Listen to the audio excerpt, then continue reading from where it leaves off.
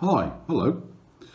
Well, what are we going to do in this video? Well, in this video we are going to look at replacing the circuit board, which is the receiver with the servos in it.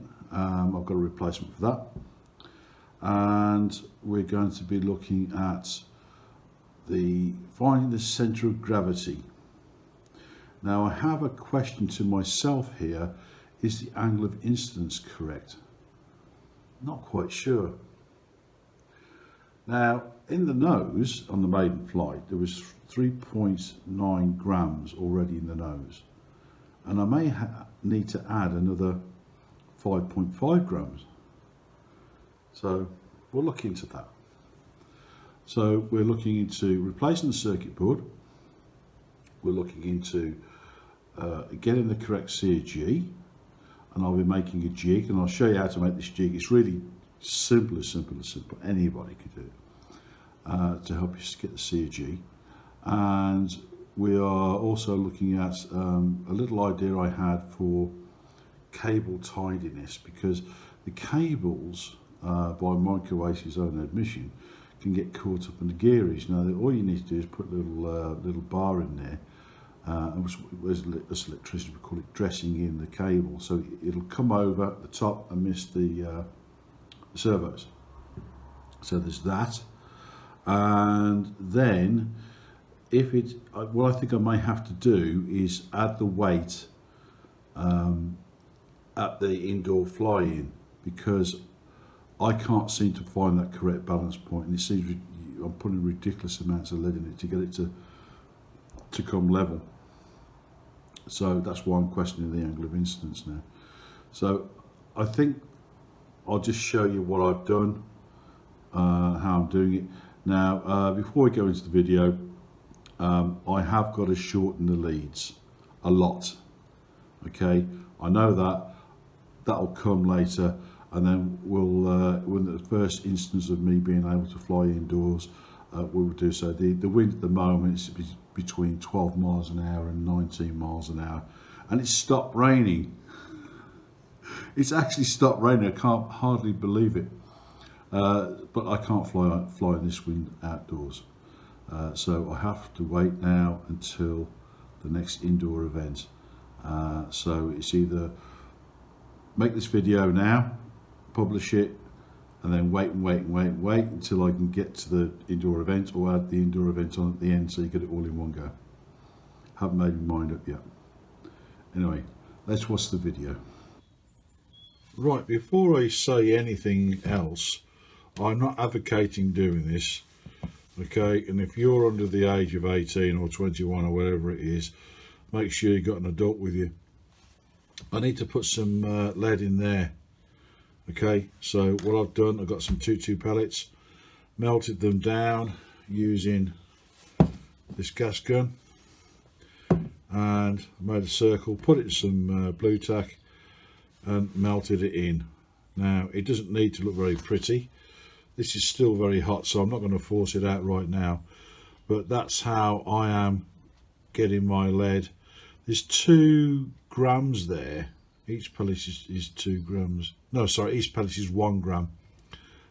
So there's 2 grams there, 2 pellets, and I will just add that as a ring and put it in as needed. So I'm going to let that cool off, and I'll pop it out. So there is an example of what you can achieve. I've only used blue tack because it's just the nearest thing I happen to have at hand. Normally I'd use something different, maybe a piece of wood or something, but it just happened to be at hand. It's easy to use, it's not caused any problems for me, so it's the right shape. I now have 2 grams. I can make another one of these, so that would bring it up to 4 grams, which would bring it up to a total of 8 grams, which is, I think, maybe needed. You can of course get yourself a ladle, put your pellets in, or any bit of lead you might have. Trying this on an electric oven, by the way, it doesn't work. I've tried it. You need a gas oven really, unless you've got one of these here. These are used by chefs for creme brulee, etc. This one is absolutely pants, it doesn't hold any gas at all, but anyway, it works good enough to melt lead for now. So there you are, that's how I'm going to produce my 100% lead. The stuff provided is not lead, it's used for leaded windows for decoration, so I'm using lead which is going to be heavier. Okay, there we go for that bit. Right, now that the next episode, the final episode number 9, has finally been released, it's mentioned about this part here that goes on the undercarriage, and I've had a very, very nice comment by Anne. Hello, Anne. She said, will it add any nose weight? Well, I'll tell you what, let's weigh it. No. Oh, here we go. 0.07 grams, so that's 1/700th of a gram. I wish it was heavier.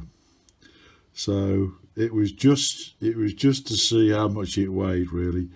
I will be replying to Anne, but I just thought I'd throw that in.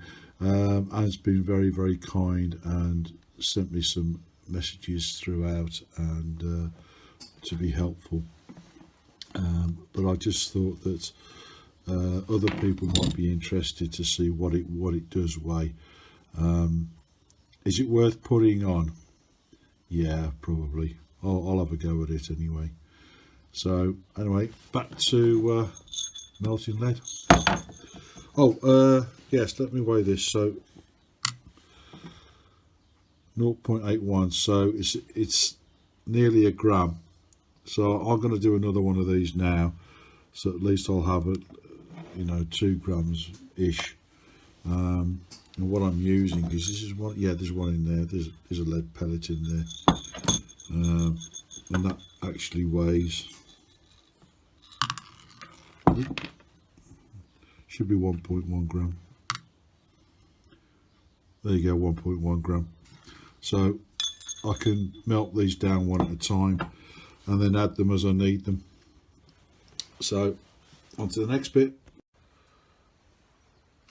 Righty-o then. So what have we got? So I've had delivered today this. Now, little story behind this.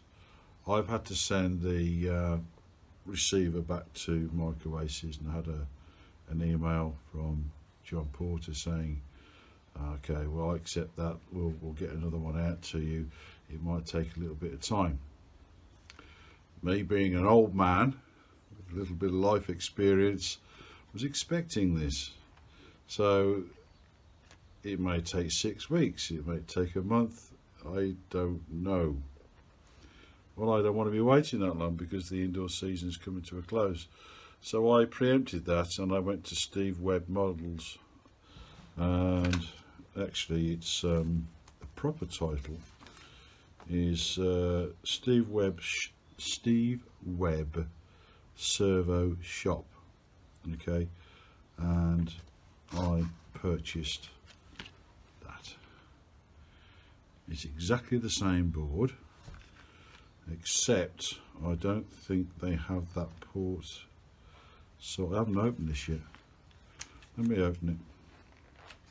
They have a couple of staples in there, always there to make your life easier, aren't they, staples? So let's get the staples out without ripping the packaging, because you never know, you might want that packaging. Bear with me a second. Now, 2 staples, and they're heavy duty as well. Quality staples, hopefully quality product. Yeah. Right, that's one staple out. I know it's fascinating, isn't it? There you go. So let's open that up. Let's tilt this down a bit. Oop, there you go. So see what's inside.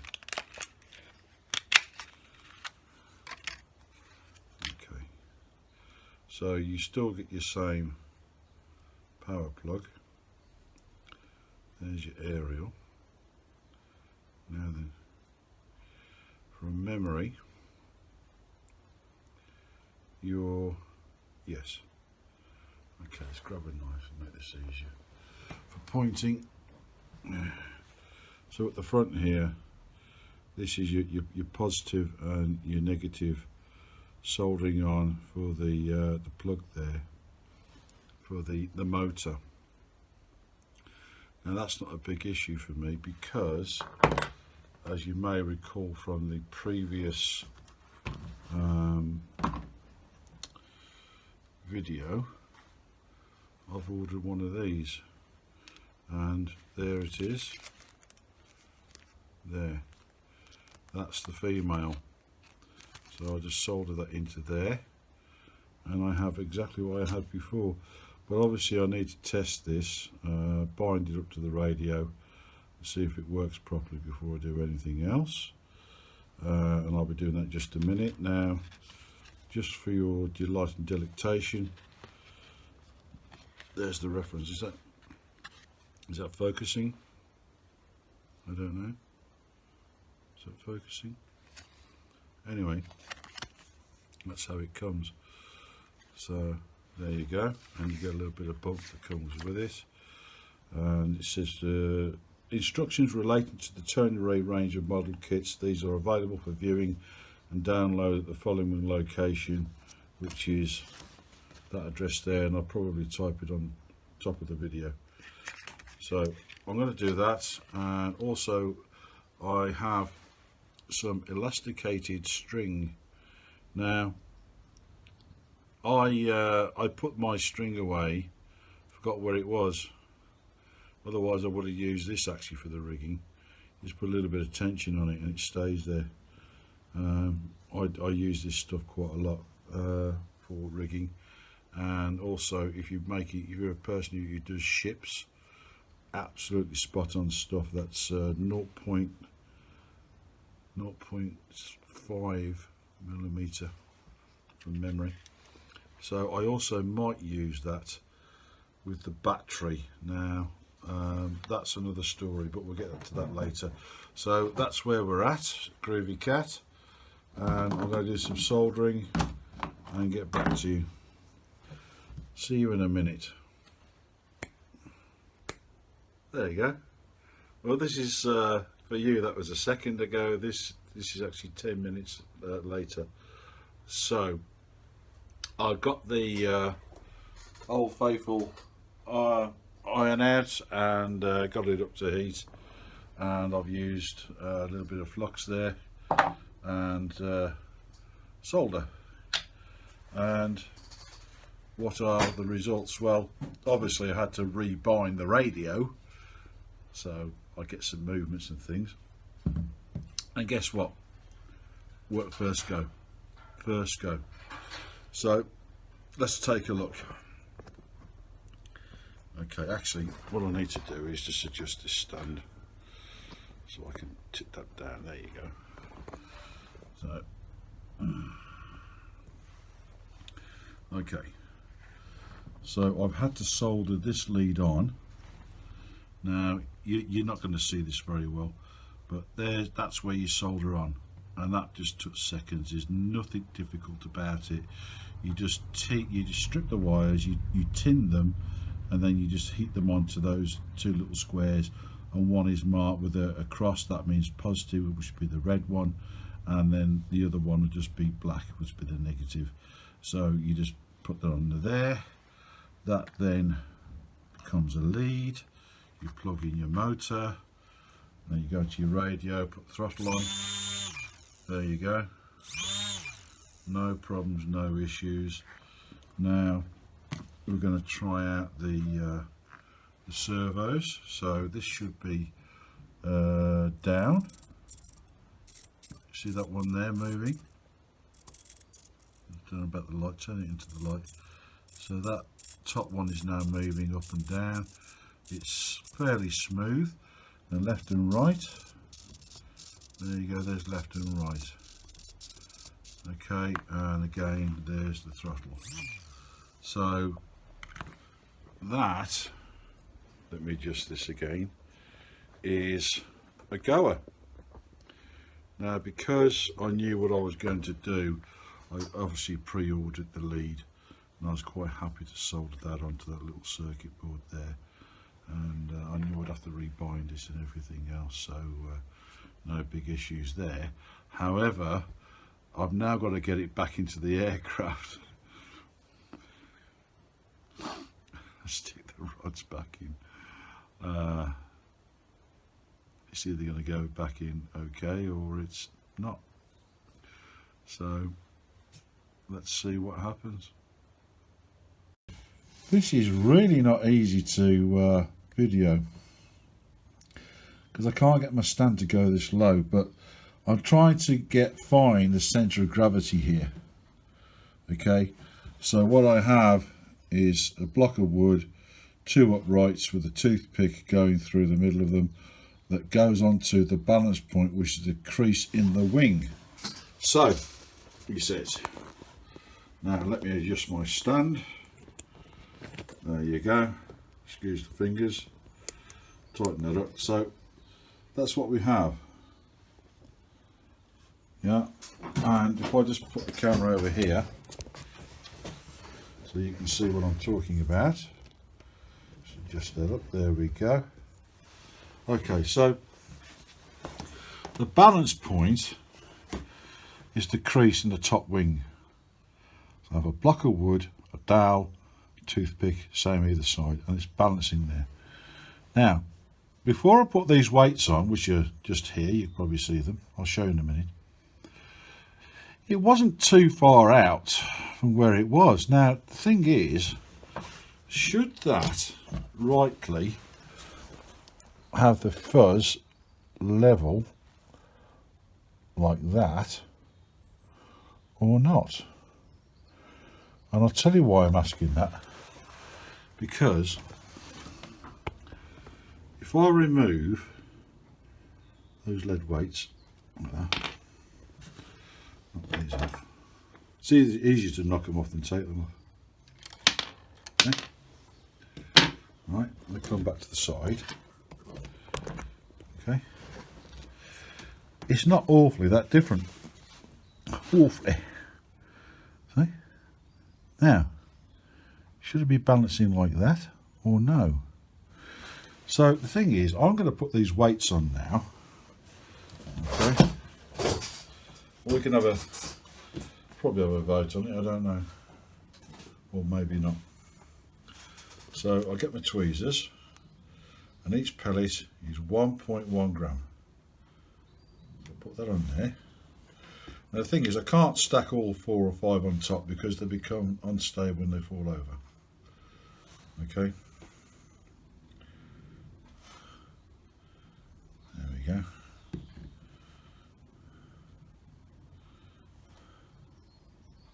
Like that.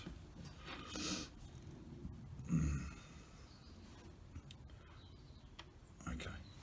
Now here's the thing. Where do I stop? Because at the moment that's 5.5.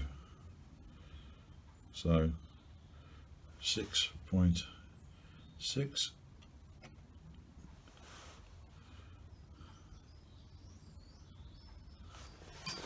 Does that look right? I don't know. I don't know. Now the thing is that part 9, the final video, has been produced, and it just says put your fingers like that under the crease of the wing. Well, this is going one on because, as I said, I'm going to get serious over it. So I don't rightly know if that's the correct balance point or not unless I fly it. What do you think about that? So anyway, I'm just going to have to melt these down and put them in and keep putting them in until this model flies properly, and then I'll let you know how much is in there. But what you get in the kit is this stuff, and it's not lead. It's actually probably a bit too light actually. So yeah, But anyway, let's get back to the motor and what it looks like inside. The circuit board is now inserted, and I'll show you what's what with that. Okay, so I've fitted the circuit board back in. Let's take this off here, get the prop off.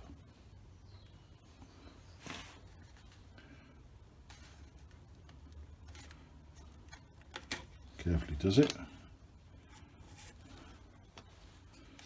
Twist that, and that comes out. Now this seats quite well with that magnet being in the bottom, by the way. Sits nice and flat. So twist it. Okay, and there, I've got to shorten these leads.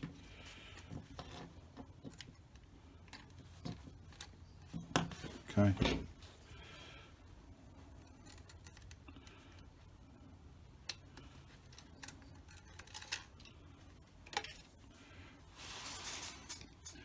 There's the circuit board. Now that's being held by the original, this is the original sticky sponge. So I cut two pieces off it, and I'll tell you for why in a minute. To make that fit flat, I had to carve a little bit out of that bulkhead at the back, and that put the circuit board in such a position where all the controls, when I put the rods back in, which actually that was quite easy, putting the rods back in, it was no trouble at all. It was just finding the correct seating for the circuit board so that all the controls went back to neutral. And then it's just a case of lifting the front up a little bit, putting a bit of the sticky tape in there, and then just pressing it down with my finger, and it's not going to move because the back of that board is slotted into that bulkhead now. Okay, so all I really got to do is just take some length off that, which is a very easy thing to do. Okay, now what I am going to do is I'm going to put this back on now. Bear with just for a second. Okay, put this, the battery's already in there, by the way. John had changed his mind. He's used the method I've used, where he's put Velcro into top of the fuzz, because it is quite difficult to get that in and out in the position that he's originally designed it. But anyway, I have to shorten these cables down, so just bear with me on that one. So if we get this now, and then what we have to do, and I'll tell you why I'm doing it, just a second. Right, that's in position. And what we have to do, where's my pencil gone? Come on, pencil, where have you gone? I was here a minute ago. I'll pick another one out. Lots of pencils. There we go. What we have to do is put a rod across there on the inside, so I need to mark that as to where it goes when it's in the correct position. I'm just marking that there. It'll come make sense in a minute. Okay,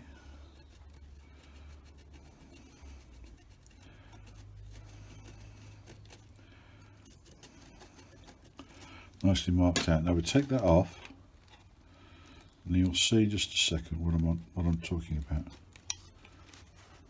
Okay, I'll disconnect the motor. Now this is the idea. So what I'm going to do is I'm going to get this rod.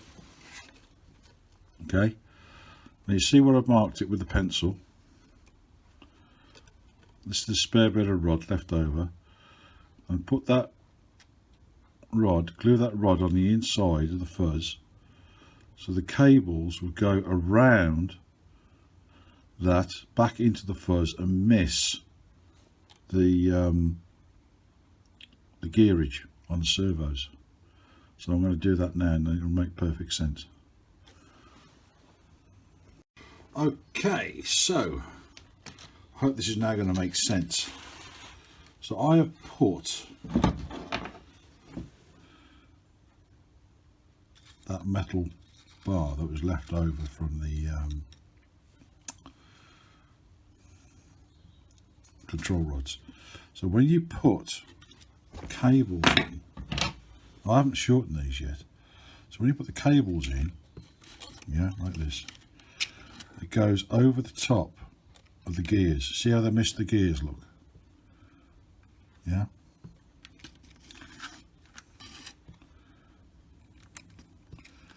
Like I said, I've got to shorten these down. But they're now bending over the top of the gears, so they're not going to foul those gears. And that is my solution to not fouling the gears. So I'm going to shorten these leads now and melt some of this lead down and see if I can make some spare leads. Then it's just a case of experimenting with what is the correct weight, and then weigh it, and I'll see if I can let you know. And I can only really do that at the next indoor flying. So, you know, I'm not going to end it here just yet, because I want to shorten the leads down and make sure everything fits and goes on and everything, and show you that it does. And that'll be my input, and you can choose to use what I've shown you or disregard it as to your own taste, needs and wants. Okay, so I'm going to shorten those wires now. Okay, so that's a lot more leveled out. Now the front end, the cowl, weighs 8.51 grams. So that levels it out with the CAG being on that crease. So that should be right now.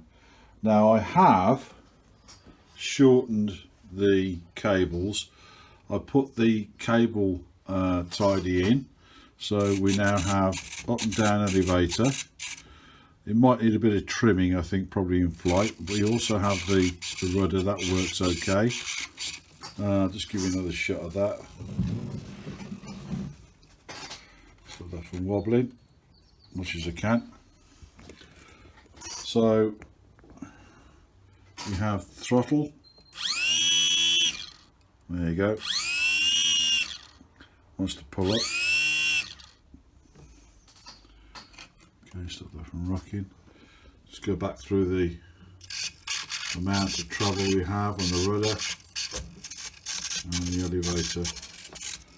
Okay, so that's leveling out.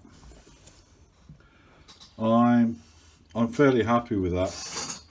So I'm going to glue that cowl on, which means I've got to get the prop off again and glue it on. Probably leave it a few hours. There is another indoor event at Shawbury on Sunday. I'm going to do my best to take it there on Sunday and see if it will now maiden. I think it probably will, actually. So I'll get all my batteries charged up and everything, and have a tidy up, put away my soldering iron and you know, my glass paper and stuff, and get the bench clean, and let all the glue set for Sunday. So hopefully Sunday will be the day. Let's see. Just a quick update. Mr. Cliff Harvey, there he is, and I talk frequently off air, and he just said, what does it weigh?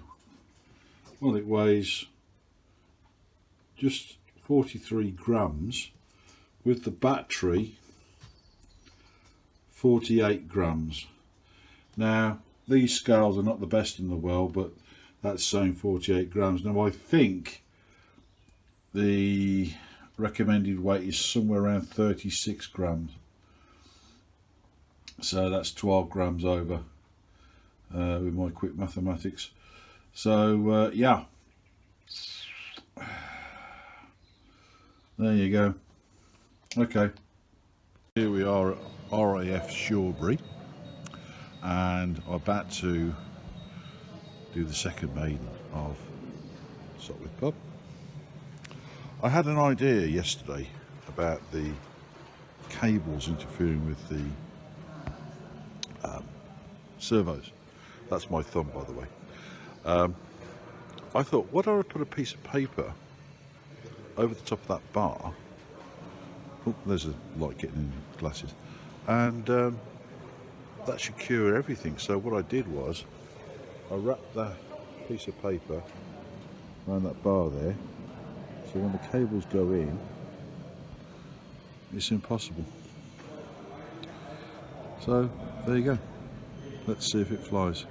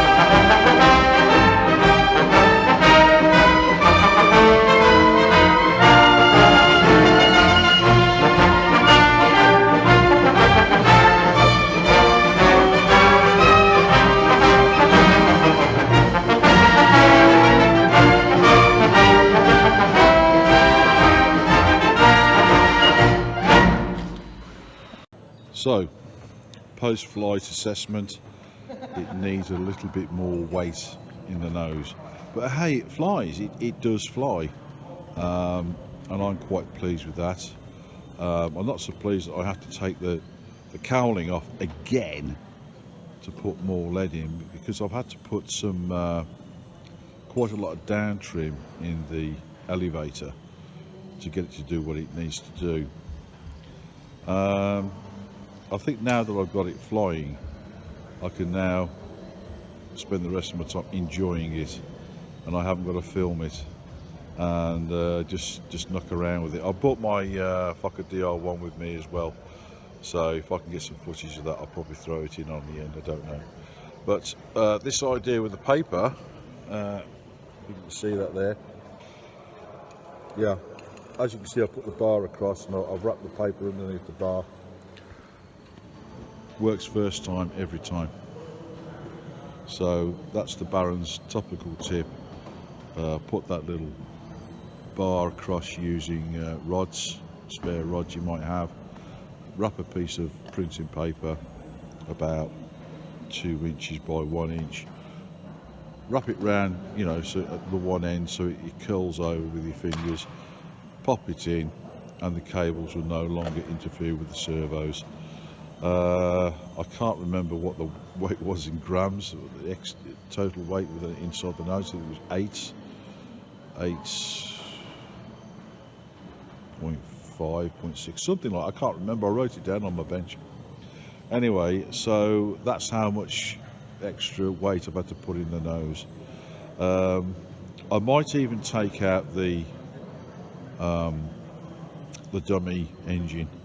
It's not doing anything, and it's just causing friction as well, and I think that's going to improve things as well.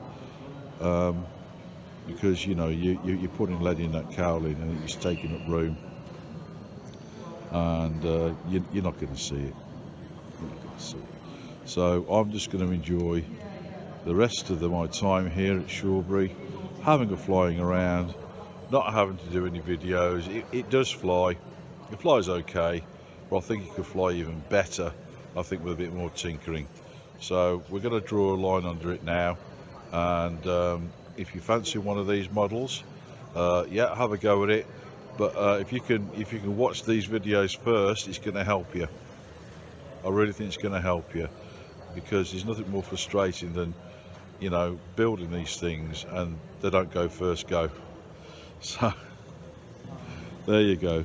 So there's my tips on the Microaces Sopwith Pup, and I hope that you've enjoyed watching these videos. I hope you know you picked up some ideas. You may get other ideas of your own. If you do get other ideas of your own, put them in the comments. I do read every comment, by the way, and maybe you can tell me a tip. I don't know. Why not? Have a go. If you've got an idea, I'm happy to listen to it.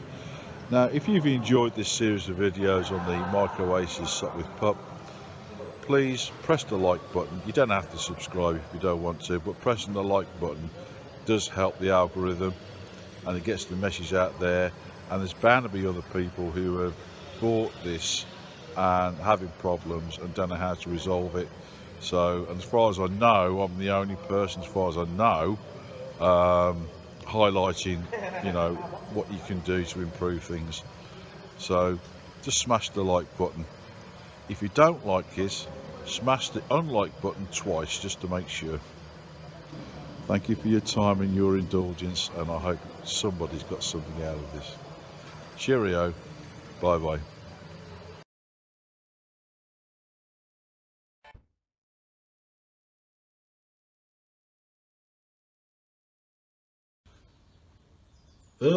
Interference.